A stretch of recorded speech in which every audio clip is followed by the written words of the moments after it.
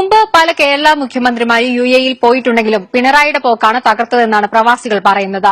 UAE മാധ്യമങ്ങൾ പോലും ആഘോഷിച്ച ആ സന്ദർശനത്തിനെ ഒഴിവാക്കാൻ ചന്ദ്രികയ്ക്ക് പോലും കഴിഞ്ഞില്ല. യുഎഇ ഭരണാധികാരികളും കാര്യമായി തന്നെ ഈ സന്ദർശനത്തെ കണ്ടിട്ടുണ്ട്. കേരള മുഖ്യമന്ത്രിയുടെ യുഎഇ സന്ദർശനങ്ങൾ മുമ്പുമുണ്ടായിട്ടുണ്ടെങ്കിലും ഇത്രയേറെ വലിയ സ്വീകരണം ലഭിച്ചിട്ടില്ലെന്ന് ഉറപ്പ്.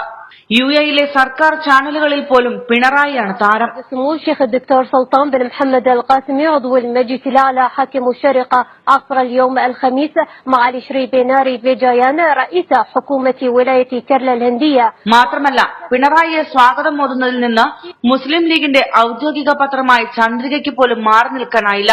ഒന്നാം പേജിലാണ് പിണറായിയുടെ ചിത്രത്തോടെ പരസ്യം നൽകിയത്.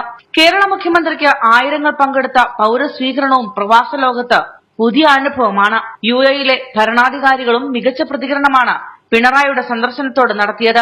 കൈപിടിച്ച് കാറ് വരെ വന്ന് ഷാർജ ഭരണാധികാരി തന്നെ യാത്രയാക്കിയ കാര്യം പിണറായി എടുത്തു പറയുകയും ചെയ്തു. ഈ ക്രെഡിറ്റ് പ്രവാസികൾക്ക് നൽകാനും പിണറായി മറന്നില്ല.